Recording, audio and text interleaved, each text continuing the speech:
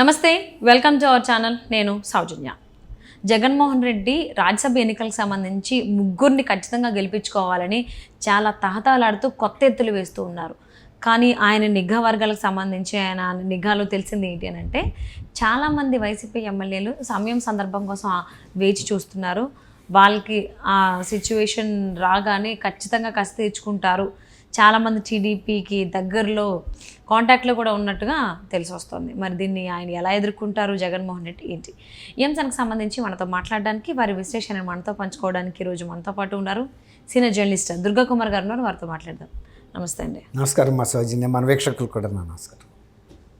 జగన్మోహన్ రెడ్డి ముందు రాజ్యసభ ఎన్నికలు ఉన్నాయి రెడీగా, లోక్సభ ఎన్నికల కంటే.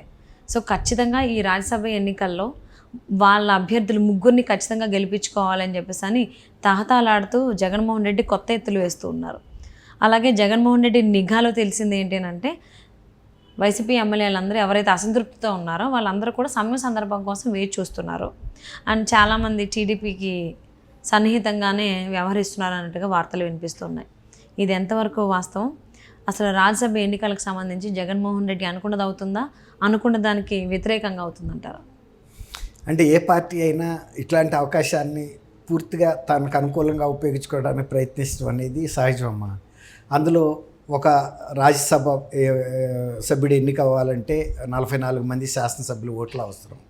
దాదాపు ఆయనకి 150 సీట్లు అయితే ఉన్నాయి ఈజీగా. అంటే 3, 4, 12 132 సీట్స్ ఉంటే చాలు. కానీ ఆయన ఇప్పుడున్న పరిస్థితుల్లో మొన్న సీట్ల పంపిణీలో జరిగిన వ్యవహారంతో చాలామంది ఎమ్మెల్యేలు అసంతృప్తి ఉందని ఆయనకే అనుమానం వచ్చింది. వీళ్ళు ఎంతవరకు నాకు నమ్మకంగా ఓటేస్తారనేది ఎవరిని ఆయన నమ్మలేని పరిస్థితిలో ఉంది. షాబటైజ్ జరుగుతుంది. ముందు జరిగిన ఎమ్మెల్సీ ఎలక్షన్లో కూడా ఒక సీటు ఎక్కువ గెలవగలిగింది తన బలానికి మించి తెలుగుదేశం. ఆమె విజయవాడ ఎక్స్ మేయర్ అనురాధ్ గారు, ఆమె గెలిచింది తెలుగుదేశం పార్టీ తరఫున. అంటే వాళ్ళకి అంత బలం లేకపోయినా అటు నుంచి క్రాస్ ఓటింగ్ జరిగింది వైఎస్ఆర్సీపీ నుంచి.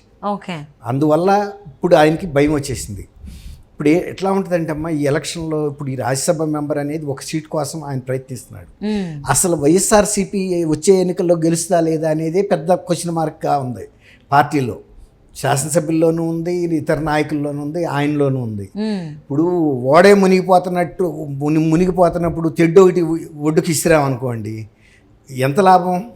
ఓడే మునిగిపోతుంది, ఒక తెడ్డును నువ్వు బయటకి ఇసిరావు, అది పెద్ద వైజ్ డెసిషన్ అయితే కాదు కదా, ఉండదు కదా. ఇప్పుడు అట్లాగే అసలు పార్టీ ఓడిపోతున్నప్పుడు ఒక రాజ్యసభ మెంబర్షిప్ కోల్పోతామేమోనని పోరాటం చేస్తాం అనేది అట్లాగే అనిపిస్తుంది నా దృష్టిలో. అంటే ఆయన తప్పులేదు, ఆయనకి బలం ఉంది కాబట్టి వాళ్ళందరినీ కట్టడి చేసుకుంటున్నాడు. కట్టడి చేయటంతో పాటు తెలుగుదేశంకి సంబంధించి ఇప్పుడున్న వాళ్ళకుండా అడ్వాంటేజెస్ పొజిషన్ కూడా ఎంత వీలైతే అంత కట్ చేసేస్తున్నాడు. అంటే వాళ్ళకుండా నంబర్ని కూడా కట్ చేసినా, ఇటు నుంచి క్రాస్ ఓటింగ్ చేసినా కూడా వాళ్ళు 44 నంబర్కి చేరుకోలేరు. వాళ్ళు 23 మంది ఎంతమంది ఉన్నారు కాబట్టి. ఇప్పుడు కొన్ని ఎగ్జాంపుల్ చెప్తా. ఇప్పుడు గంటా శ్రీనివాసరావు గారు విశాఖ ఉక్కుని ప్రైవేట్ పరం చేయకూడదు, అందుకని నేను నిరసనగా అని అప్పుడు 2.5 సంవత్సరాల క్రితం ఆయన రిజైన్ చేసి స్పీకర్కి ఇచ్చేసాడు. స్పీకర్కి ఇచ్చినా కూడా వాళ్ళు దాన్ని ఆమోదించకుండా పక్కన పెట్టేశారు. ఇప్పుడు దాన్ని బయటకు తీశారు అస్త్రాన్ని. పాండవులు కనుక అస్త్రాలని మర్రి చెట్టు మీద నుంచి దించుతారు చూడండి, జమ్మి చెట్టు మీద నుంచి, అట్లా ఇప్పుడు వాళ్ళ ఒక మెంబర్ అట్లా తగ్గిపోతాడు కదా. ఇప్పుడు దాన్ని రాజీనామాను ఆమోదించేశారు. అట్లాగే తెలుగుదేశానికి చెందిన 3 సంవత్సరాల క్రితం చేసిన రాజీనామా పత్రాన్ని ఇప్పుడు బయటికి తీశారు. ఎందుకంటే ఒక నంబర్ తగినట్టే అని. దాంతోపాటు ఇంకోటి ఏం చేశారంటే, ఇప్పుడు గన్నవరం ఎమ్మెల్యే కొడాలి వంశీ, వల్లభనేని వంశీ, ఆయన కూడా తెలుగుదేశం తరపున గెలిచాడు. కరణం బలరాం తెలుగుదేశం గెలిచాడు. అట్లాగే ఇంకొక ఎమ్మెల్యే కూడా తెలుగుదేశం వైపు గెలిచి అటువైపు అసోసియేటెడ్గా ఉన్నారు. ఇప్పుడు వాళ్ళకి షోకాజ్ నోటీస్ ఇచ్చారు, మీరు ఆ పార్టీ తరపున గెలిచి మరి పార్టీ ఎందుకు ఫిరాయించారు ఇప్పుడు. అంటే ఎట్టాగు దీని టర్మ్ అయిపోతుంది కదమ్మా. ఈ టర్మ్ అయ్యేలోపు కనుక దీన్ని వితిన్ 10 days లోపల చెప్పమన్నారు. మళ్ళీ సమాధానం ఫస్ట్ వైసీపీ ఎమ్మెల్యేలు కూడా ఇచ్చారు, వైసీపీ కూడా ఇచ్చారు. ఇప్పుడు అదే చెప్పబోతున్నా, వైసీపీ ఎమ్మెల్యేలను కూడా డిస్క్వాలిఫై చేయదలుచుకున్నారు. ఎందుకంటే వాళ్ళు తెలుగుదేశం వైపు ఓటేస్తారని వాళ్ళకి తెలుసు. ఇప్పుడు కోటంరెడ్డి శ్రీధర్ రెడ్డి కానీ, తర్వాత ఆనం రామనారాయణ రెడ్డి కానీ, తర్వాత వచ్చేసి ఇవి మన అమరావతిలోనే గైనకాలజిస్ట్ డాక్టర్ కానుంది, అమరావతిలోనే కాన్స్టిట్యున్సీ దాని పేరు తాడికొండ ఎమ్మెల్యే అమ్మ, ఆ అమ్మాయి, వీళ్ళందరికీ కూడా డిస్క్వాలిఫికేషన్ నోటీసులు ఇచ్చారు. మీరు వైఎస్ఆర్సీపీ తరఫున గెలిచి మీరు పార్టీని ఫిరాయింపు చేశారని. ఉండవెల్లి శ్రీదేవి గారు ఇట్లా కొంతమందిని ఒక 8-9 మందిని ఐడెంటిఫై చేశారు. మొత్తం వీళ్ళంతా కూడా తెలుగుదేశానికి ఓటేస్తారని వాళ్ళకి తెలుసు. వైఎస్ఆర్సీపీ తరఫున గెలిచి ఫిరాయించిన వాళ్ళు వేస్తారు. తర్వాత ఈ తెలుగుదేశం తరపున కనుక విప్పు జారీ చేస్తే తెలుగుదేశం తరపున గెలిచిన వంశీ కానీ, లేకపోతేనేమో కరణం బలరాం కానీ, వీళ్ళందరూ కూడా ఖచ్చితంగా ఓటు టీడీపీకి వేయాల్సి వస్తుంది.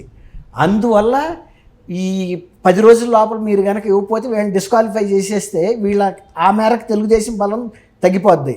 అంటే ఒక 23 అంటే ఇదొక 3, అదొక 6, దాదాపు 14 పడిపోతుంది. దాంతో ఇంకా 30 మంది శాసనసభ్యులు ఇటు నుంచి ఫిరాయిస్తే కానీ రాజ్యసభ సభ్యుడు గెలవరు, తెలుగుదేశం వాళ్ళు ఒకవేళ నామినేషన్ వేయిస్తే. కాబట్టి 30 మందిని వీళ్ళు మేనేజ్ చేయలేరు. మనం కూడా బాగా మిగిలిన వాళ్ళని కూడా బందోబస్తు చేద్దాం. ఎట్లా అంటే ఒకవేళ కనుక ఎమ్మెల్యే సీట్లు ఇవ్వని వాళ్ళు ఇప్పుడు కొంతమంది ఉన్నారు కదా, ఎవరైతే తెలుగుదేశం దగ్గరికి వెళ్ళి వాళ్ళతో కలుస్తాం అనుకుంటారో వాళ్ళని మళ్ళీ పిలిపించి బుజ్జగిచ్చి మీకు చైర్మన్ పోస్టులు ఇస్తాము, అది ఇస్తాం, ఇది ఇస్తాం, రేపు ఎమ్మెల్సీ ఇస్తాం, అవసరమైతే మళ్ళీ నెక్స్ట్ వచ్చే రాజ్యసభ సీట్లు ఇస్తాం, ఏదో రకంగా మేనేజ్ చేసి ఈ గండం నుంచి బయటపడాలి. 3 సీట్లు మనమే గెలుచుకోవాలి. అందులో ఒకటి బీజేపీ సీట్ కూడా ఉంది, అతను జీవీఎల్ నరసింహారావు కూడా ఉన్నాడు అందులో.